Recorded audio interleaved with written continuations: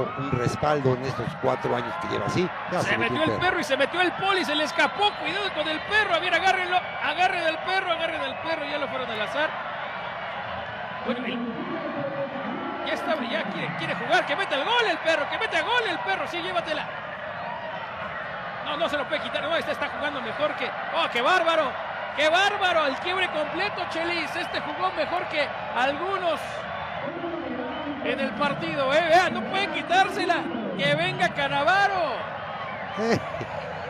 Que venga Rafa Márquez a quitarle el balón porque este alebrije tiene el completo control de la ciudad. Nada más que quiebre, ¡ole! No puede ser que en medio de 10 no pueda. ¡Ole! ¡Ole! Chelis, que alguien lo agarre. Señor productor, desconéctanos. Desconéctanos, señor productor. Que la mande guardar, por favor. Sería lo que falta. No, ya se llevó el partido. ¡Ole! ¡Ole! Ven nada más. Este es un crack. Este es un crack. Puede con toda la defensa. Ya llegó uno más. ¡Ya aviéntatele! Y tampoco, mira, Valentín, el argentino tampoco puede. Un cuarto, un quinto. Esto se va a quitar a todo el mundo. Le quisieron meter la zancadilla. Por fin terminó llegando.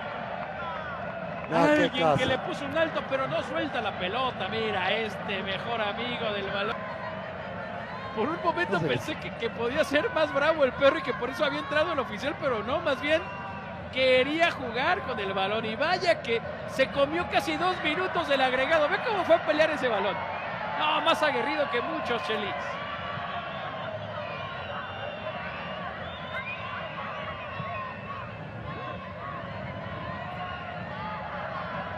No, qué bien, ¿eh? Qué cierre con este buen amigo de 4 patas. Y la tribuna lo festejó de lo lindo, Chelis.